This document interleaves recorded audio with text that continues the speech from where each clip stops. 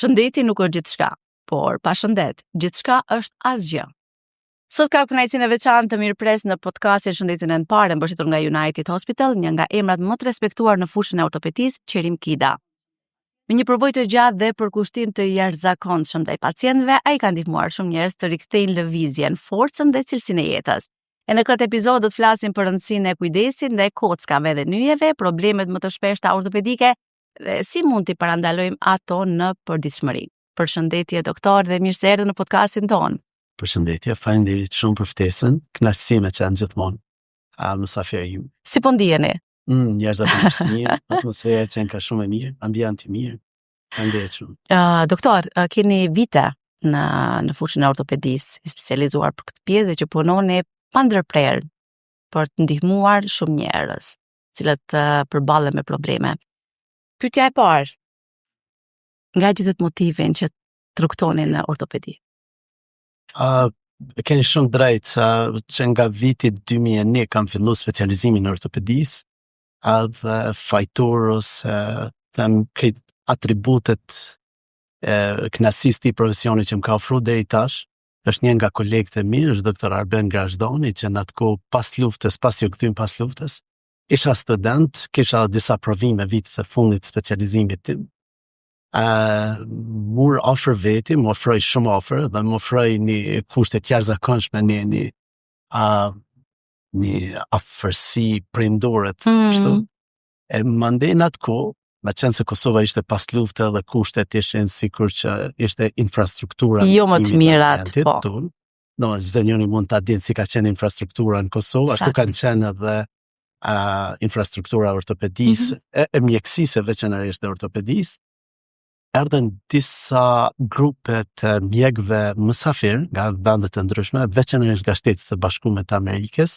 Atëherë kishim një marrëveshje, spitali kishte një marrëveshje me klinikën e Dartmouthit në Amerikë.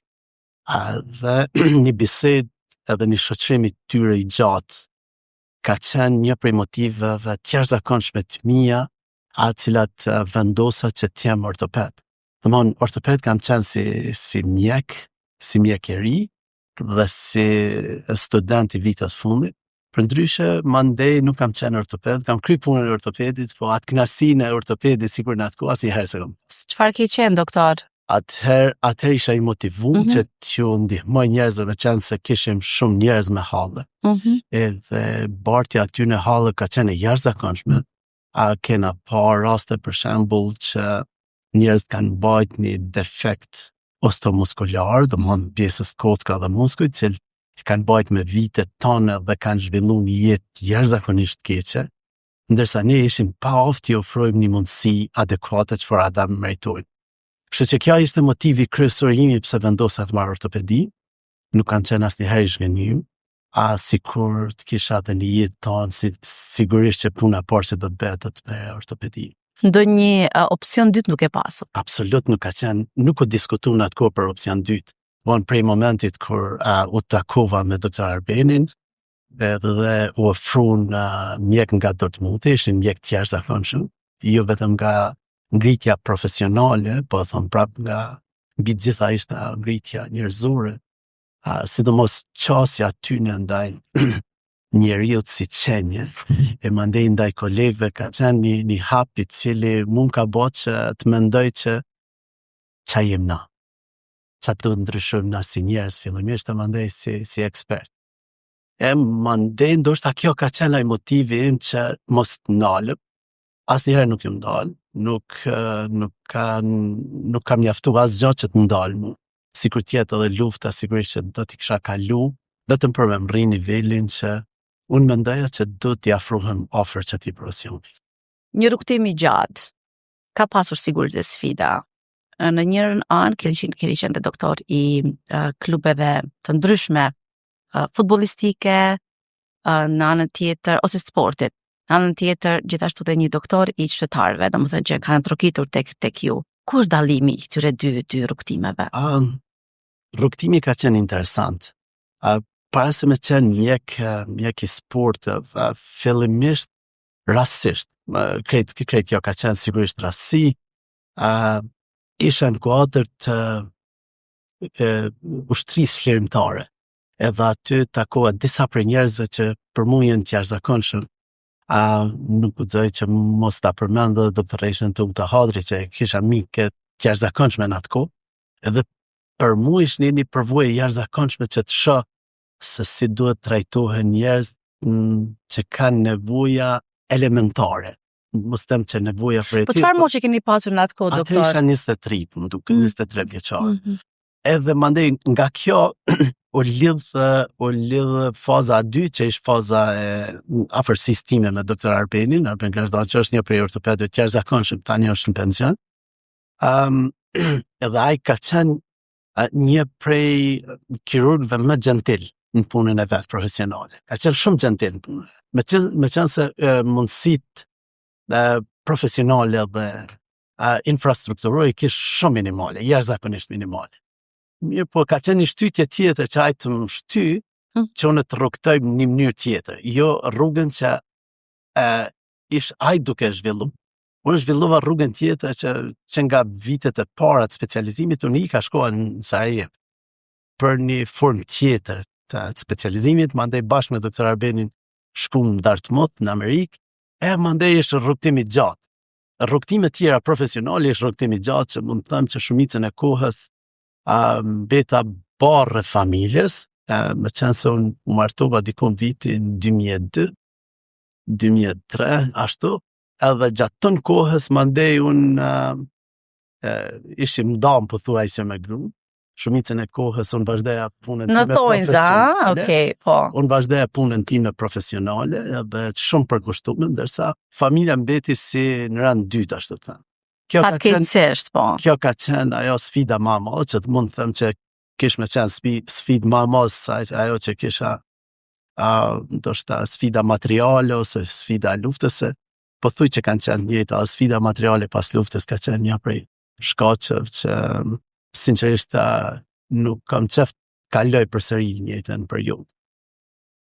Ndërsa sa i përket pyetjes tuaj, cili është dallimi mes mjekësisë sportive dhe mjekësisë ose ortopedisë të përgjithshme që kërkojnë njerëz, nuk ka shumë dallime, me qenë se sidomos në kohën e sotit, me qenë se nevojat dhe kërkesat e njerëzve janë bë aq shumë subtile, aq shumë delikate sa që kërkojnë një aktivitet po thuj që 100% në kthimin e funksionit. Ky është dallimi. Domthon, sportistat, kërkesat e tyre janë që të kthehen në sport. Nuk kanë interes tjetër. A mundet një sportist nëse pson një ligament ose një thyerje ose një krisje t'i kthehet sërish rutinës së mëparshme që ka pasur në sport? Nëse i analizojmë statistikat, po thuj që statistikat janë jashtëzakonisht mira kohën e fundit. Domthon, mbi 60-70% të sportistave kthehen nivelin cilin ka qenë, 60-70. Dërsa që kthehen sport, po thuj që mbi 95-97% sportistave kthehen në sport. Është determinuese është se sa kthehen nivelin që kanë qenë. Pra. Po dhënat e fundit janë shumë premtuese. Edhe nga ajo që ne kena mrri, është një numër i madh, jashtëzakonisht i madh i sportistëve të cilët janë kthyr nivelin e cilin kanë qenë. Po thuj që nivelin që kanë qenë. Doktor, cilat janë problemet më të shpeshta ortopedike që i hasim sot tek njerëzit ose që i hasni ju sot tek pacientët e juaj? Qofse është një pyetje shumë e generalizuar. Sigurisht. Në qofse përgjigje më thjesht, sigurisht duhet t'i ndajmë, t'i kategorizojmë. Po. Se moshat e reja kryesisht aktiviteti tyre që mirë është aktiviteti sportiv. Qofse delni pas orës 3-4 shini që çdo fush edhe ashtu që nuk ka ndoshta kushtet minimale për zhvillimin e një aktiviteti fizik, është e mbushur me fëmijë. Çdo fush është e mbushur me fëmijë. Edhe ç'a presim aty? Tek fëmijët presim që të kemë një sindrom të mbingarkesës, ku fëmijët mbingarkohen për me mrri qëllimet cilët ata i kanë parashtruar vetes ose të pika ende më në fund të viteve të 90-ta. çdo 10 pacient i diagnostikuar me kancerin kolorektal ka qenë në moshën 50 vjeçare. Ditët e sotme çdo i 5 pacient i diagnostikuar me kancer kolorektal është në moshën 50 vjeçare. Do thonë kemi një ndryshim trendi. Edhe moshat e reja po diagnostikohen me kancer kolorektal. Grupi tjetër përfshin moshën e mesme adoleshente, që qa presim të ta, kryesisht presim lëndimet, sistemit osteomuskular në kuptimin e atyre që i thatë ju më herët, ligamente, lëndime sportive, aksidente komunikacionit, dije që sot shumica të rive, po kanë mundësi të kenë qasje në automjete, po krijojnë kushte më të mira ekonomike, kështu që kjo është grup mosha. Ndërsa te grup moshat e shtyne janë 2 faktorë që unë i kisha veçu, një smundje degenerative, sikur që janë dëmtimet e nyje, mandej osteoporoza një për faktorëve, edhe janë smundje të keqëndrime. Pozicione, po. Keq menaxhimit, për shkak se shumica të keni nëse e keni vrejt ku në fundit për shkak ndrimit stilit jetës, jem shumë sedentar, ma tembel themi kështu, dhe kryn aktivitetin e vetë punës që ka, shumicën e kohës e qënë duke po ekranet, televizione, kafe, kodi. Shumë pak merren me aktivitet fizik. Një faktor. Faktori tjetër është pozicioni, mbajtja e trupit, postura. Këto janë defekte që nëse i kisha kategorizu në këtë formë. Mandej patologjia që ne merrem si profesionist varet edhe prej aktivitetit tonë. Shumica prej neve merren me aktivitetet veçanta, disa me aktivitetet veçanta, ndoshta ajo që unë merrem është kryesisht është pjesa kirurgjisë, domthon shumicën e aktivitetit tam javor e përfshin kirurgjia, fatkeqësisht, mirë po me qenë se shumica e pacientëve që vinë të unë, veç paraprakisht kanë morë mendime, janë trajtu, mandej pothuaj që vinë gatshëm ose vinë të bindën për një ndërhyrje operative për përmirësimin e cilësisë të jetës. Doktor, shpesh na kërcasin nyjet apo klikime, si mund të themi ndryshe në gjuhën tuaj. A janë të rrezikshme apo janë normale? Varësisht prej tipit kërcitje, nëse kërcitjet këto klikimet që ju i quani, janë padhimshme. Atëherë nuk do t'i kisha quajtur si shqetësuese. Ato ndodhin si pasojë ndryshimit të lëngjën brenda nyjes, se çdo nyje përbëhet prej 2 kockave që fërkohen njëra me tjetrën, kanë atë pjesën terminale që në popull njihet si ndyra, ne i thojmë kërc artikular. Mandej është mbështjellësi edhe janë tendinet mbi. Shumica kërcitje vijnë si pasojë e ndryshimit të atyre lëngjëve ose kërcitje këtyne tendinet janë zgjatimet pjesës muskulare që lidhet me kockë. Këtu nuk shën ndonjë problem. Mirë po nëse kërcitjet manifestohen në dhimbje, manifestohen me enjtje, manifestohen me shtangim të nyje, atëherë këto janë patologji. Domthonjë janë kërcitje patologjike ose kërcitje të smundjes. Edhe në këto raste duhet gjithsesi të intervenohet. Fillimisht të vizitohet mjeku, mandej të shihet gjeneza aty. Pra, e kemi fjalën për pjesën e ndoshta nofullës, kur e hapim gojën shumë, kur qëndrojmë ulur dhe çojmë këmbë na kërcasin nyjet, ose kur e lshojmë dorën drejt kërcet pjesa e bryllit, se miku fjala. Do më thënë këto nuk paraqesin rrezik nëse nuk manifestohen me ndonjë dhimbje apo me ndonjë shtangim me cilën ose enjtje, po. Vizita tek doktori ju rekomandoni barna fillimisht apo me një ndërhyrje mënyrë fizike? Gjithmonë ne trajtojmë pacientin. Nuk trajtojmë ingjizimet, diagnostikimet e ndryshme. Fillimisht duhet trajtohet pacienti, shihet pacienti. Bëhet një ekzaminim i kujdesshëm, sidomos kohën sotme është lehtë diagnostifikohet për shkak se metodat diagnostike kanë avancuar shumë. Kështu që fillimisht duhet bëhet një kontroll te mjeku, të vlerësohet se burimi i asaj kërcitje, Qofse burimi i kërcitjes është fiziologjik thojmë natyrshëm, prandaj vazhdohet me aktivitet fizik. Po nëse kërcitja manifestohet me ndryshime të cilat nuk janë fiziologjike për vlerësimin e mjekut, atëherë duhet vazhdohet me metoda tjera diagnostike. Duhet përmbushet një numër i madh i kriterëve që të vendoset të operohet apo mos të operohet një individ, një pacient. Pra operacioni është fjala e fundit. Operacioni në shumicën e rasteve është fjala e fundit. Mirë po, ka raste kur është fjala e parë. Për shkak tek traumat nuk kemi çfarë diskutojmë, s'kem nevojë të mendojmë për forma tjera. Gjithçka varet prej indikacionit e cilin e vendos mjeku, edhe prej vlerësimit cilin e bën. Telefoni në duar tona është pothuajse gjatë gjithë ditës, mos themi edhe në natën, mbrëmje. A është armiku jon kryesor në këtë kohë që po jetojmë? Nëse e shohim në aspektin profesional, ortopedik, mund të them që po, është një prej armiqve ndoshta me të msheft, me të pavrejtën në jetën tonë. Po nëse e shohim jetën e përditshme, është domosdoshmëri edhe shumicën e aktiviteteve ne përpos aktivitete që merrem vesh, shohim lajme, ka dhe aktivitete tjera profesionale të cilat mund t'i kryjmë përmes telefonit. Ka me qindra hera që kena webinare, kena informacione të ndryshme që i përcjellin. Po, sigurisht. Po cilat janë ato simptoma që keni has tek pacientët që i kanë si rezultat i telefonit apo i përdorimit gjatë telefonit? Përdorimi gjatë i telefonit, sidomos tek persona të cilët aktiviteti fizik pas punës është shumë i zvogëluar, ose më të them janë sedentar, ata manifestohen me ndryshime kryesisht pjesës bushtit korrizit e veçanërisht pjesës qafës.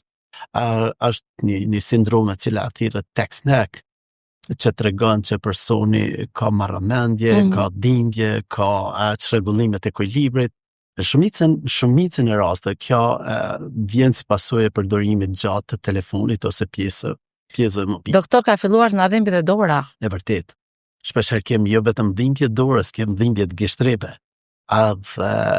Kohën e fundit kam jashtëzakonisht frekuencë ose kam pyetje të shpeshta njerëzve të cilët vinë, edhe ajo që është më e keq është që janë moshë e re, shumë e re, që ka dhimbje dorës, ka dhimbje për shkak të pozicionit.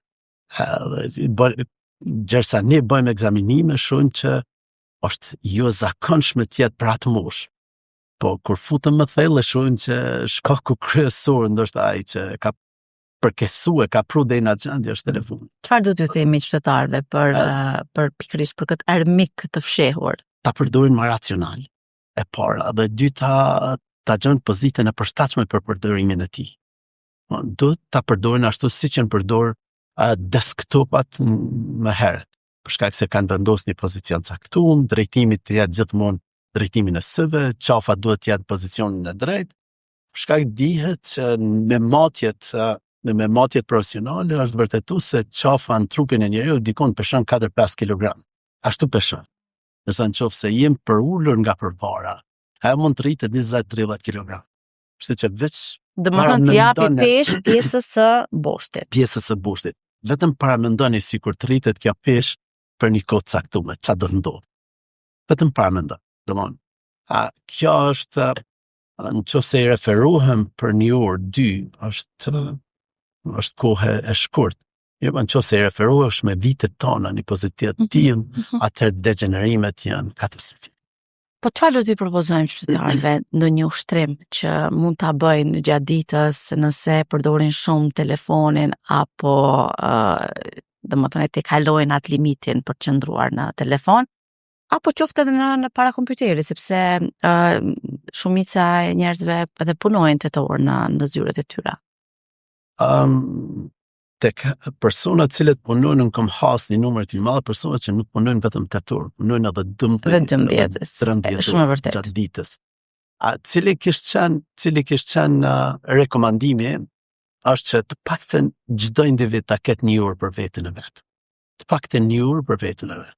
Ajo është çan nën kupton kthimin e trupit, me qenë se trupi është burimi i të mira dhe të këqija në jetën tonë përditshme, atëherë të paktën ky trup, ky fizik i yni, të ketë paktën një orë gjatë ditës.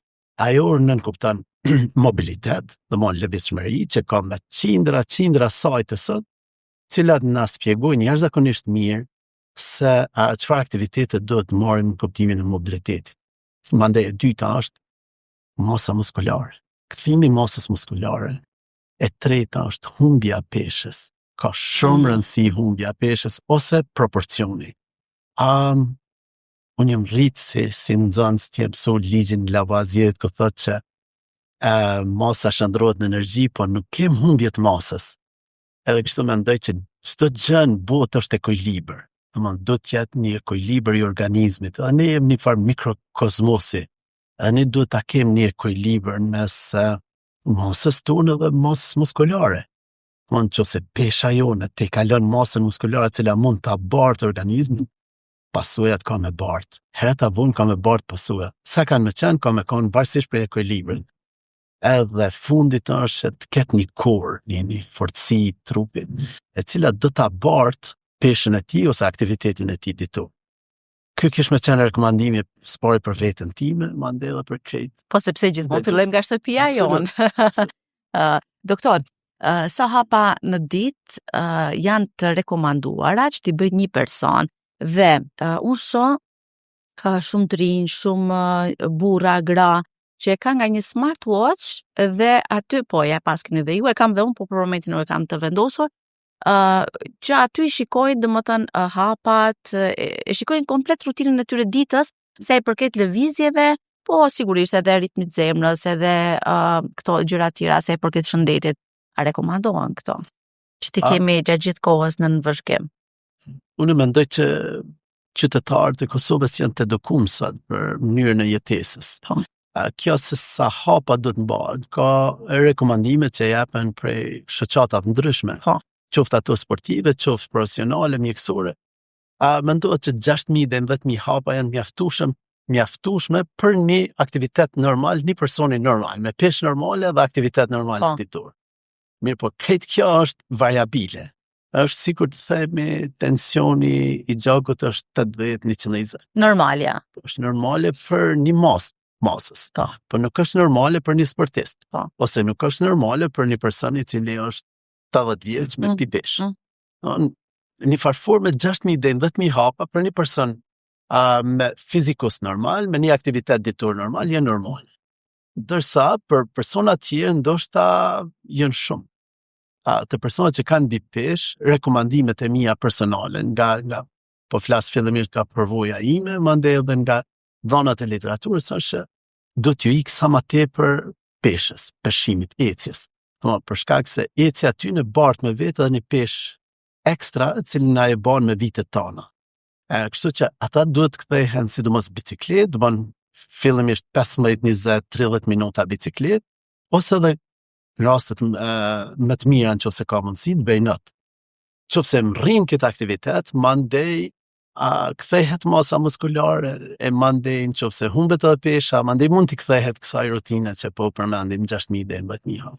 Doktor, sa mirë do t'ishte sikur të kishim një hapësirë se ku të mund të ecnim ose ku të mund të ciklonim me bicikletë nëpër qytet, sidomos në kryeqytetin tonë ku e dim që infrastruktura është e mbi ngarkuar nga ndërtime të shumta, nuk kemi asnjë trotuar të saktë sa i përket ecjes, se ku mund të ecim, në momentin që ja hapim dirën e shtëpisë, përballemi me vetura, përballemi me një fluks të kaosit dhe kthehemi prapë. Domethënë bim pishman. Shumë të në rasteve. Unë flas nga vetja, domethënë nisem nga vetja, duke e marrë për bazë. Mirë, po ajo çka Prishtina ofron një gërmi, një tokbaçe me cilën është pak me numrin e popullsisë, por kemi dhe fitneset. E dëmton fitnesi apo palestra organizmin, trupin, kockat? Këto që elaborut jashtëzakonisht mirë mungesën e hapësira. Ndoshta ne si gjenerati takojmë një gjenerate ku ndoshta arritja më e madhe jona ka qenë krijimi një ambienti ku familjar ku e fusin familjen, do më një banese, edhe ne e kena qmu ato që na ofron këto kushte. Do shta gjenerata që vinë pas neve kanë me pa që do ndryshojnë, ato do mund të shfrytëzojnë edhe me qira, po të keni ambient ku jetohet, e jeta përfshin kryesisht natyrën. Një po me qenë se jem në këto kushte, ne do të silëm konform këtyne kushte. Unë nuk e shoh si problem gjimin ose palestrën. Ato janë pjesët domosdoshme e çdo individi, në përjashtim të individëve që e keq trajtojnë vetveten me palestër. Çdo palestër duhet që t'i qasëmi në formën që ne jemi përshtatshme për ta. Një farë forme ushtrimet duhet jenë personalizuar. Nuk do të ketë një qasje një sportist një palestër me një person I cili ta zëm është 50 apo 60 vjeçar dhe aktiviteti I tij ditor shumicën e kohës është që thamë më herët në përzyre është sedentar. Kështu që qasja duhet të jetë ndryshe, do të filloj gradualisht e mandej të rrit masën trupore. E mira organizmit tonë është që është shumë adaptibil. Në qoftë se nuk je marrë asnjëherë me aktivitet fizik, pas një kohë të caktuar, organizmi adaptohet jashtëzakonisht mirë në çdo aktivitet fizik. Jashtëzakonisht mirë. Nuk ka nevojë të mendohet që nuk jam marrë si fëmijë me sport edhe mandej unë duhet të vazhdoj kështu jetën. Jo. Qoftë nuk jam marrë për vitet tona, po do të kthehesh, vetëm duhet gjendet forma se si të merrem me aktivitet sportiv. Edhe po besoj që për një kohë të jashtëzakonisht shkurt kena me ndruat bot kuptim edhe kena me mendu krejt ndrysh. Kur jemi tek fëmijët, që e përmend edhe në fillim edhe tash, është mirë që fëmijët të merren me sport edhe sa I rekomandoni prindrit që t'i fusin aktivitet fizik fëmijët gjatë javës, domethënë sa herë në ditë të javës? Personalisht kam fëmijë. Sigurisht. Edhe fëmin e mi vendosi prioriteti numër 1 është normal, është edukimi tyre, po me njëherë pas edukimit është aktiviteti sportiv. E tash forma aktivitetit sportiv kryesisht determinohet prej ambientit të jashtëm, prej rrethana. Nëse keni vrejt tek ne, shumica e fëmijëve merren me futboll, arsyeja për shkak se është në trend futbolli, sidomos ky përparimi që ka ndodhur në ose ndoshta është ndonjë nga lojrat më të lehta puna e topit. Edhe I dërgojmë prindrit në futboll apo ndoshta masa shkon aty. Ndoshta keni drejt, po shumica masës që keni drejt, që futbolli sot tek ne është shumë I popularizuar. Sidomos kjo që bëri kombëtarja e Kosovës, kombëtarja nacionale së themi, kjo ka dhënë jehun. Pra disa vitet pas luftës, ka qenë basketbolli, ka qenë një trend I mirë. Nëse vren tash kur shon ndeshjet basketbollit në Kosovë, ti kim mbi 60-70% të lojtarëve janë huaj, po. Kështu që kjo tregon se sa ka interes në atë sport. Trendet e përcaktojnë se fëmia ka kanë më shku. Unë mendoj që fëmijës duhet t'i respektohet dëshira e tij.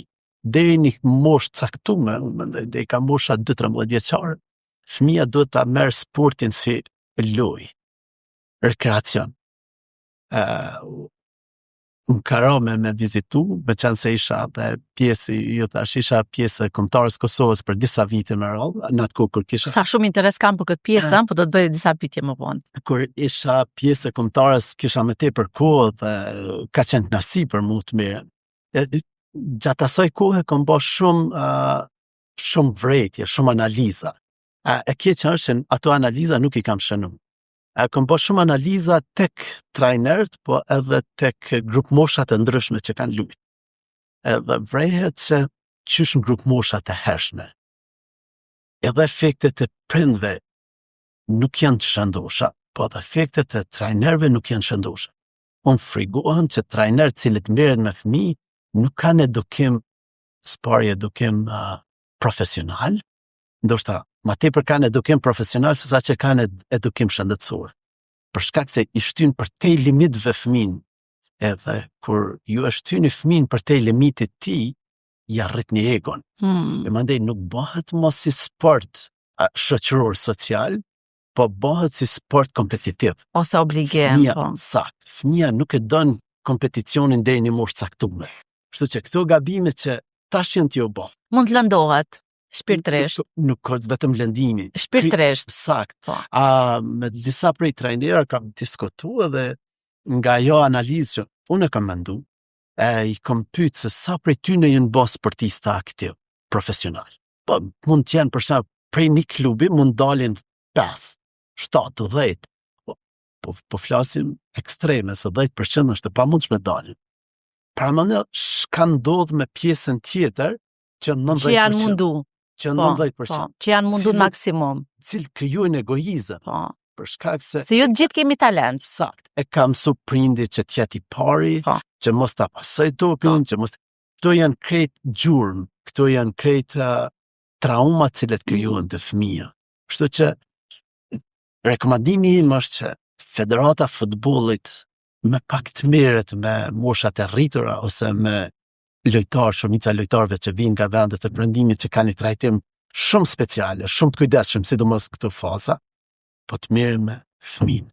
Qofse ne krijojmë fëmijë, ne kemi kriju dy lloj produkte, kemi kriju produkt social për masën, cilët nesër kanë më morë me çfarëdo aktiviteti tjetër, po kanë me qenë shumë social edhe shumë të shëndetshëm.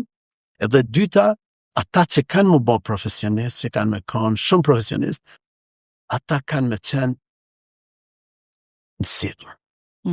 Dhe për mu, kjo kish me qenë një shoqënie shëndosh. Po, aqë sa unë po brej? Po shpresoj shumë që ky mesazh të ju shkojë edhe trajnerëve të ekipeve të ndryshme dhe ta kem parasysh këtë pjesën e edukimit shëndetësor, edukimit psikologjik tek fëmijët dhe më pas vazhdojnë me pjesën e trajtimit të atyre sjelljeve që i kanë fush ose edhe karate ose edhe not ose sporte të ndryshme që ne i dërgojmë fëmijët tanë, me cilë presim që ata, më thënë, synimi i prindi që unë po besoj, që e dërgon fëmijën e vet tek një klub, është që të socializohet, të merret me diçka dhe mos të qëndroj në shtëpi ose të merret me gjëra që nuk janë për moshën e tij ose saj. Më pas janë pastaj këto prioritete tjera që nëse sheh që ka talent për atë fushë, të vazhdoj me prioritetet që i takojnë edhe klubit, edhe fëmijës e të gjitha.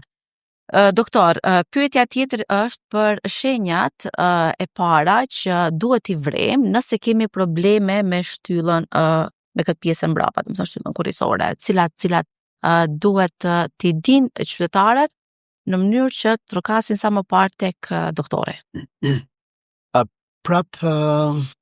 Kisha bën një ndamje të grup mosha. Sigurisht. Nëse është tek fëmijët, gjithmonë prind janë ata që i vrejnë ndryshimet më herët. Për shkak se i vrejnë ndryshimet gjatë procesit pastrimit të fëmijët, procesit zhveshjes, sporte, ndrime, mund shohin ecjen e tyre. Nëse diçka në këtë formë nuk i përshtatet formës cilët prindi e vrej, atëherë duhet të kërkojnë një ndihmë, pavarësisht ka apo nuk ka shenja klinike. Shenja klinike kur flas nënkupton dhimbjet, entjet, deformitetet. Domthon, çdo që për prindin nuk është diçka që ngjan me fëmijë të tjerë, cilët ju kanë duk që janë normal, është mirë të bën një vizitë, të shihen ato ndryshimet e hershme. Meqense se diagnostikimi i hershëm apo vërejtja e hershme e këtyre ndryshime është determinuese për zhvillimin e pastaj. Edhe tek ne si mjek na ofron një qasje shumë më të shpejtë dhe më profesionale, më të lehtë për zgjidhje, se sa në fazat kur janë vesta avancuar. Ndërsa tek rastet e shtyme, domthon tek grup moshat që janë më të vjetra, atëherë duhet vrehen ndryshime, përpos ndryshime funksionale, domthon ndryshimet strukturale, që është struktura ju e njëjtë, duhet vrejnë ndryshimet funksionale. Ndryshimi funksional është pozicioni i trupit, është tangimi, mosmundësia e kthimit siç duhet. Këto ndryshimet që shfaqen duke ju ik aty në ndryshime të cilat janë patologjike kur vrehen dhimbje të mëdha ose ta zëm mosmundësia ngritjes, atëherë vetëm është faza avancuar. Të gjitha këto raste duhet lajmërohet tek profesionisti shëndetësor. Fillimisht, unë mendoj që duhet jetë mjeku i familjes, që fatkesisht tek ne ende nuk po funksionon. Siç duket. Mandej ai duhet ta orientoj tek profesionisti i fushës caktuar. Kemi vrejt shumë herë që fëmijët i mbajnë këmbët në shkronjën W. A duhet ta lejojmë? Ne si prind, që fëmija ju qëndrojnë në atë pozicion, ullur. Pyetje shumë drejt për shkak se sinqerisht është një numër i madh i fëmijëve të cilët kanë ndryshime, ndoshta jo ndryshime smundjes, po ndryshime fiziologjike, të cilat nëse tolerohen për një kohë gjatë mund të shkaktojnë edhe ndryshime strukturale, që them, ndryshime të cilat nuk mund të kthehen më vonë.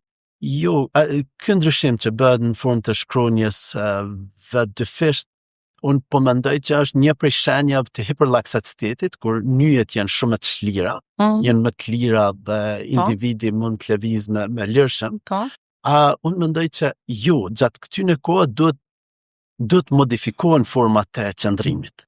Tash, postura është një prej shkaqeve të smundjeve. Qofse është postura keqe, dhe ajo hyn kuadër të këtyre posturave. Domthonë duhet fëmijët të edukohet që të qëndrojë gjatë tërkohës, qëndroj në formën që është ma funksionale, ma fiziologjike, ma të shëndetshme për ta. Qoftë në karrik, në qoftë në tavolinë, qoftë gjatë ngrënies bukë, apo gjatë lojnave që bëhen nëpër sipërfaqe të rrafshta. Duhet të edukohet. Ky edukim. Dhe cili është qëndrimi më i mirë nëpër sipërfaqe të rrafshta? Ti vendosin fëmijët me këmbë kryq, me këmbët anash? Disa herë është mirë të vendoset këmbë kryq. Disa herë është mirë të vendoset. Të ndrojë pozicion. Të ndrojë pozicion. Mos të rri gjithmonë në pozicionin e njëjtë. Nuk ka një pozicion i cili është më i mirë. Më i mirë.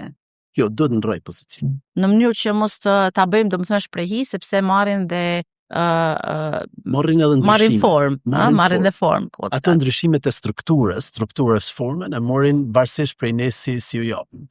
Qofse keni vrejt shenje ortopedisë, është një pemë e lakuar, e cila është vendosur e lidhur për një shtyllë drejt. Domethënë që drejtimi e merr ashtu siç ne i japim drejtim. Fëmia zhvillohet ashtu si ne e drejtojmë. Sikur në aspekte tjera, vetëm që në ortopedi është strukturë, nuk është ideore, ideologjike, edukative, po është strukturë. Është trupi ynë që e merr formën varësisht ne nga i japim. Duke e marrë parasysh cilin ton tjetës, doktor, apo bëjmë si shoqëri më e dobët fizikisht? Nuk e di. Në drejtën nuk e di, ka disa familje që merren intensivisht me aktivitete sportive dhe nuk e shoh që është dëm. Ka varet nga edukimi i masës. Unë mendoj se stili jetës tonë është ushqimet e shpejta, shumica jonë që punojmë, ose edhe në përshkolla, të më thënë që i dërgojmë fëmijët. Tash ka filluar në kryeqytet menza e qytetit që ka hyrë në funksion me gjithra me to dhe shqyr zotit fëmijët tanë po ushqen shëndetshëm. Mirë, po siç thamë dhe më herët, daljet tona fizike, aktivitete sportive, vende, duke mos pasur vend të hapësira edhe në qytete të tjera, flasim jo vetëm në Prishtinë, por edhe në komuna. Ndoshta vetëm pak të zonat rurale, siç janë fshatrat që kanë super ambient natyrë të mirë që mund të elaborojnë, mund të ecin qytetarët aty dhe mund ta kenë ajrin ndoshta edhe më të pastër se në qytetet domethënë urbane pak më të mbi ngarkuara. Pra duke i marrë për bazë apo për pjesë gjitha këto që vetë sa i tham. Apo flasi për një shoqëri më dobët fizike? Sigurisht nëse i referohem kësaj që mungesa e aktivitetit fizike krijon një individ më dopt. Rritja e aktivitetit fizike krijon një organizëm më të fortë. Shpesh përdoret ajo që në histori mësohet që kushtet e vështira krijojnë individ të fortë, mandej individ të fortë krijojnë standard më të mirë. Unë mendoj që prindrit tonë kanë qenë shumë me individ të fortë në aspektin struktural dhe organik, sesa që jem ne, për shkak se ushqimi ka qenë me i kontrollu, e para, dyta, aktiviteti fizik i tyre, sidomos fizik, ka qenë shumë me intensiv, dhe treta ka qenë kushtet e mbijetesës kanë qenë shumë më të vështira për ta.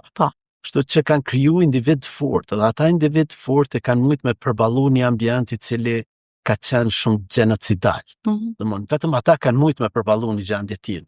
Kështu që kanë kriju një ambient shumë të mirë për ne. Ne po krijojmë një ambient, sinqerisht po krijojmë një ambient keq, që thamë më herët për shkak se synimi jon gjatë jetës tonë ka qenë krijimi një ambienti familjar, një banesa apo shtëpi dhe kaq ka përfunduar. Domthon, ne jem kujdes mos se ç'a ndodh me ne jashtë atij ambienti familjar. Sa që në mundësi tonë. Nëse kjo ka qenë synimi jonë, sigurisht që nuk ka me qenë synim për gjeneratët e tashme. Se është vërejtë se shumica jonë kanë përfundu me smundje të lloj-llojshme. Ndoshta keni pa me statistika se sa është rrit numri I smundje kardiovaskulare ose smundjeve onkologjike. Është enorm në vendin tonë. Këta faktorë që ju I përmendën gjatë intervistës janë cilët na kanë pru deri në këtë gjendje. Faktorët e jashtëm. Këtë janë këta faktorë që na kanë pru deri këtu, duke mos eliminuar dhe stresin. Që prap stresi është bërimi yni. Ato që thamë që të fëmija na po krijojmë një ambient jo të shëndosh. Të paktën po I çojmë fëmijët në ambient shëndosh që më morë fizikisht, më shkarku psikikisht, ne edhe aty ngarkojmë, duke I fut në kompeticione, në moshën kur ata duhet krijojnë lidhje sociale. Kjo është një mit që jam duke e thënë, nuk e di sa është e vërtetë, sepse nuk kemi statistika, mirë po nga rajoni Dukagjinit, njerëzit janë më të zhvilluar, ashtu siç edhe ne I shohim. Në Blegdet njerëzit janë pak më nuk mund të them të vegjël, sepse ata janë të zhvilluar, mirë po ka qenë një periudhë që jo shumë gjatë, domethënë. A ndikon relievi në zhvillimin e kockave të trupit, organizmit tonë? Sigurisht e thamë edhe më herët për shkak se ambienti ndoshta e vreni jo vetëm brenda Kosovës. Qose vreni vendet e veriut atje, Skandinavi, njerëzit janë shumë më të gjatë, janë më të fuqishëm për shkak se kushtet ambientet e krijojnë një formë të tillë, ndërsa sa më afër Mediteranit janë aq më të turp për ka postura. Doktor, po sa I përket vitaminave, cilat vitamina preferohet më shumë që ndikojnë në zhvillimin e kockave dhe mbajtjen e shëndetshme të tyre? Kohën e fundit është vedie, unë e marr që është vedie shumë e ngritme, është përdorimi sidomos I vitaminës D, nga matjet që kem bë sa janë sakta, nuk e di, se nuk kem bë ndonjë analizë të laboratorëve që me bë matje në disa laboratorë. Po është vërejtë që shumica e njerëzve funksionojnë me mungesë të vitaminës D. Unë gjatë viteve të kaluara, disa nga kolegët e mi kanë bërë matje të vitaminës. Dhe vitamina D pothuaj që ka dalë jo në mungesë, ka dalë në kufit e fundit. Mon që ata pothuaj që kanë pas një lodhje kronike të paspjegume dhe rastësisht kanë bërë matjen e vitaminës D me qenë se kanë qenë të ri dhe kanë vrejtë që ajo ka qenë determinuese në gjendjen që është zhvilluar tek këta. Domthon të shumica e masës tek ne ke mungesë vitaminës D, e cila është qendrore për metabolizmin e kockave. Domthon kockat funksionojnë fal vitaminës D, e cila është si katalizator I zbërthimit edhe analizimit edhe krijimit të kockave. Domthon e bën një kockë të shëndetshme. Mandej kësaj duhet mjaftu daljen diell. Ekspozimi. Dielli është burimi më I mirë vitaminës D. Andaj ushqimet natyrore, sa më tepër natyrore. Domthon, ato që përdoret si term ushqimet e shpejta, ato janë ushqimet që në perëndimi thonë ushqimet e shpurta. Ato janë dëmshme për ne. Fatkeqësisht edhe ne çdo ditë po bim prej aty në ushqime, po besoj që me qenë se kem rrini standard, tash ka me fillu që shumica e individëve kanë me mendu për shëndetin e tyre, e shëndeti fillon nga goja. Po, cilat ushqime preferon më shumë folëm për vitaminën D, që është shumë e rëndësishme për zhvillimin e kockave, po nga ushqimet, cili është më I preferuari? Rekomandimet janë që të përdoren kryesisht ushqimet, që tash po përdoret termi bio, që janë natyrore. Sallatat janë shumë të mira. Domthon përdorimi i perimet, sa më tepër perime, po pa përdorim të madh të vajna. Me qenë se ne nuk prodhojmë vajna në Kosovë. Nuk e dim edhe burimin e tyne, nuk e dim edhe burimin, nuk e dim se çfarë gjeneze kanë. Përdorimi sa më pak i vajna, përdorimi i mishit racional është e rekomanduar, e veçanërisht përdorimi i peshkut. Fatmirësisht tek ne kem troftën e kem si burim zakonshëm të peshkut. Istogo. Nëse nuk kem të paktën lloj tjera të peshkut detit, të paktën troftën e kem si burim, të cilën mund ta shfrytëzojmë një herë apo dy herë brenda javës. Mendoj që përdorimi racional edhe përdorimi iracional janë shkaktar që na çojnë me mendu që ushqimi është faktori kryesor i smundjes sa që po ndodhen në shoqëri. Sa e përhapur është osteoporoza tek ne dhe si mund të parandalohet? Ju thash fillimisht, fatkeqësisht nuk kemi një end statistikor i cili e bën lidhjen kolektive. Po nga ata që trukasin tek dera juaj. A ke pacientë shumë? Është jashtëzakonisht. Të çdo individ mbi moshën 50 vjeçare. Sipas statistika po flas, statistika jo në Kosovë, se në Kosovë s'kem. Nuk kem një shërbim informativ. I kombëtar shëndetësor i cili na tregon se ka po rrjedhim, ka po shkojmë, cilat janë të mirat apo të këqijat të shëndetit tonë. Mirë po i referuhem informacionet cilat kem kryesisht nga vendet skandinave. Çdo i treti person, 1 në 3 persona tek femrat mbi moshën 50 vjeçare është i atakuar prej osteopenisë ose osteoporozës, ndërsa çdo i 5 tek mashkujt.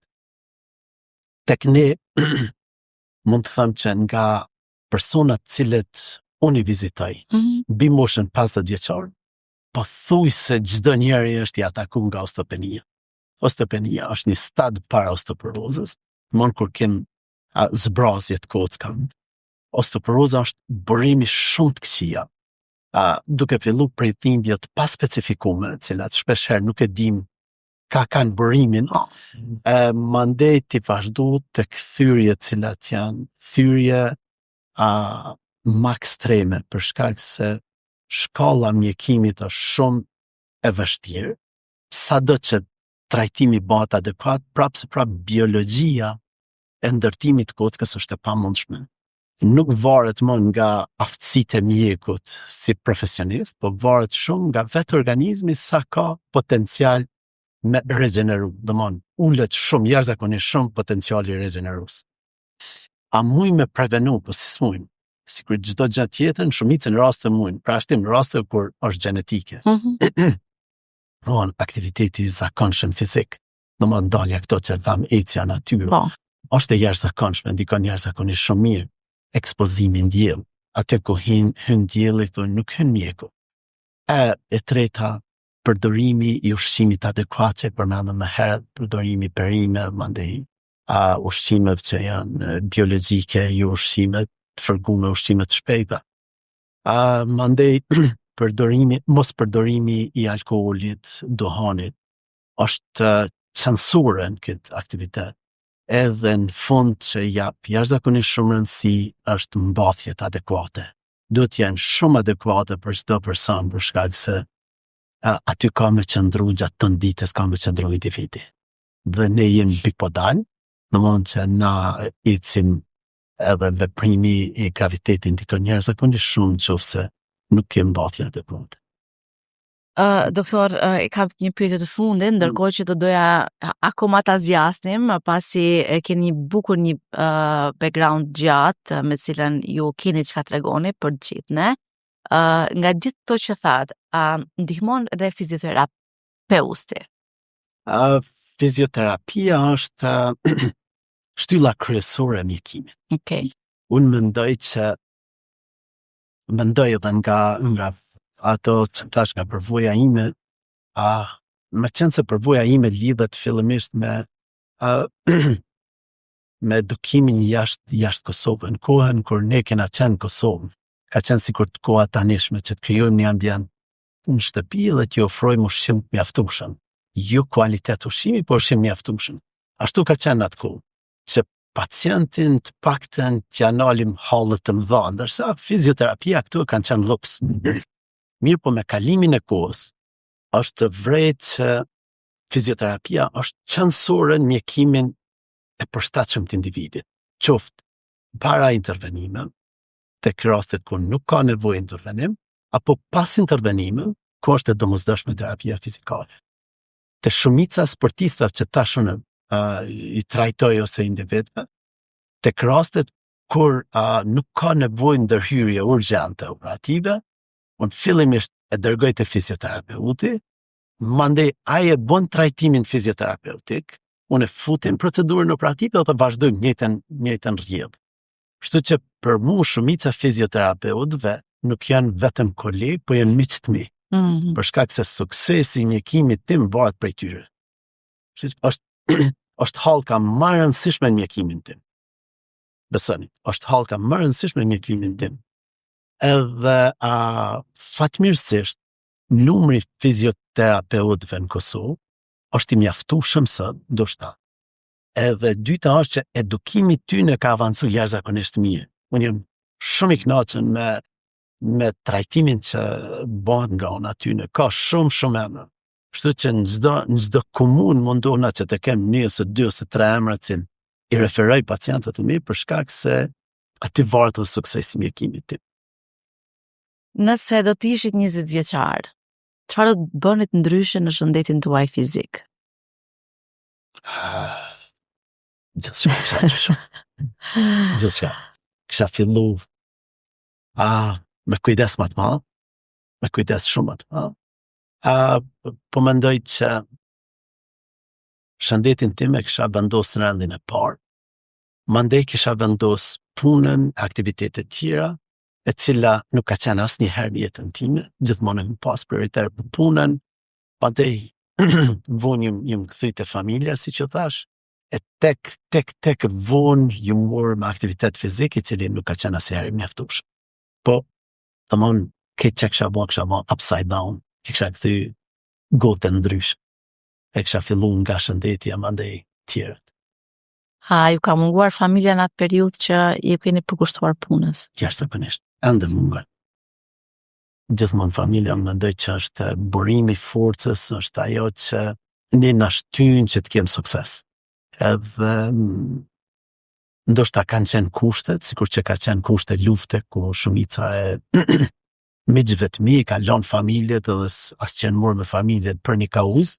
Ndoshta në atë kohën ku mendu që kauza do të jetë që unë bëhen një profesionist dhe ta mrija nivelin aty në kolegëve të mi në Amerikë, ka qenë e gabuar. Se jeta nuk është moment, po jeta është journey, është një udhtim që është i gjatë. E thoni këtë se keni arritur tashmë majën e profesionalizmit, apo sepse vërtet e ndjeni? Jo, nuk mendoj që kam rritur majën, edhe nuk besoj që askush mund ta mrrijë majën e profesionizmit, po jo e ndjej. Shpeshherë ndjej më shumë se sa që duhet. E fatkeqësia është kur mrrin një stad zhvillimit profesional, ti mbetesh në atë stad që amerikanët thonë you're stuck in. Unë kam mbet aty dhe shpeshherë nuk mund të largohem nga ajo për shkak se atë Kosova është vend i vogël. Çdo njeri e njohim tjetrin, e mandej shumicën e favoreve që i bën në dëm të familjes. Për shkak se çdo minutë që ne kalojmë jashtë punës, jashtë kohës normale të punës, do nuk është ai minuti juaj, po është minuti i familjes juaj që duhet t'i përkushtohen e familjes. Edhe shumicën e atyre minutave vjedhi prej familjes, kështu që ata asnjëherë nuk më kanë gjykuar për këto, po unë shoh që ato janë kanë gabime të cilat nuk diari parojnë tash. Shumë mirë nga ana e familjes tuaj, domethënë që nuk e pas kanë gjykuar këtë pjesë dhe të qëndrojnë gjithmonë afër, duke të mbështetur për njeriu që je dhe më pas për profesionistin që je bërë. Unë jam falendërues gjithmonë, a jam falendërues mjaftueshëm, ato nuk e di, po falendërues jam gjithmonë. Mundohna që të paktën të më afër tyne, ti përkrahën në rrugtimin e gjithë secilit. Po është e pamundshme. Domthon ai burgji që kem është I pamundshëm që të lëm. Më pëlqen modestia që po tregoni edhe sa I përket punës tuaj, sepse un kam pasur disa biseda edhe me kolegë dhe me njerëz të mi të afërt që na rrethojnë gjithëve, edhe kur ju tregova që e kam në podcast Qerim Kidan, gjithë domethënë u habitën sepse Qerim Kidan nuk ka kohë. Nuk ka kohë sepse duhet presim me ditë të tëra ose me muaj për ta pasur një termin të Qerim Kida. Edhe kjo është për të vlerësuar për doktorin që jeni. E vërteta keqe është kjo. Nuk është e vërtetë mirë, nuk është diçka që unë krenohem për ato që lista pritjes e vërtet, shumë e vërtet. Për një shërbim të unë është e gjatë. Ta humbi modestin, qëllimi viteve të fundit, qëllimi im I viteve të fundit të kanë që të krijoj kolegë të mi që kanë të paktën në nivelin tim ose më lart se unë. Edhe ajo ka qenë qëllimi, kam eduku, për disa vite kam punu në qendrën klinike universitare dhe shumë sinqerisht, pa muhu e thëmë që nuk ka qenë asnjë arsye tjetër, për pos edukimi kolegëve të mi që I kom çmu jashtëzakonisht dhe kam mendu që nesër shëndeti im siç ka qenë, 2 gjujtë e mi I kam të operuar të kolegët e mi, edhe sikur që fëmijët e mi dhe familjarët e mi kanë më trajtu të dikush, në tjenë të dikush që unë I besoj. Edhe ai ka qenë qëllimi I jetë. Gjatë tërë kohës, gjatë tërë viteve të fundit. Fatmirësisht kemi doktor shumë të mirë në vendin tonë. Kemi një resurs doktorësh të jashtëzakonshëm. I vetmi a keqe Kosovës që I mungon është, thash më herët, është sistemi. Nuk kem sistem, është sikur forma e futbollit ose e sportit, e cila mund të kemi individ të jashtëzakonshëm, po nëse nuk e kemi një ekip e cila I ndërlidh është e kotë. Domthon, sistemi shëndetësor tek ne ka dështu prej fillimit deri tash. Fatkeqësisht, asnjëherë s'kena pas një sistem mirëfill shëndetësor, ndërsa individ krijohen, individ ka të jashtëzakonshëm kena brenda Kosovës, po kemi edhe jashtë Kosovës, cilë sigurisht që ishin bë një, që të themi, promotor zhvillime, po të kishim një sistem shëndetësor. Një fjali të shkurt për studentët që ka një pikë pyetje se ku të specializojnë. A studentët apo për ata mjek që presin specializim? Padyshim mjek të ri që janë, ortopedia është zgjedhja e parë. Këtë thëmë për shkak se do I shohin frytet e profesionit tyne. Aty për aty. Në momentin kur ju shihni një individi I cili çalon, nuk jetë mirë, ka traumë, nuk mund të kthehet në aktivitet punus, edhe shihni që mas 5 deri 6 muajve kryen çdo aktivitet punus, këto nuk e vreni me ndaj profesion tjetër. Tja nuk e humbi rëndësinë e profesionit tjetër. Tutë mos tingëllaj ashtu. Mirë po, edukimi duhet të bëhet një pjesë e edukimit duhet të bëhet gjithsesi nëpër institucionet ose qendrat që kanë edukim të mirëfill shëndetësor. Kënaqësia ime që kisha sot podcastin Shëndetin e parë dhe ju uroj suksese në rrugtimin tuaj. Faleminderit shumë, kënaqësi ishte për ka qenë një bisedë shumë e këndshme. Faleminderit shumë. Shikues të nderuar, ishte ky podcasti Shëndetin e parë, mbështetur nga United Hospital. Ne do të takojmë sërish në episodin e radhës. Mirëmbëjtje.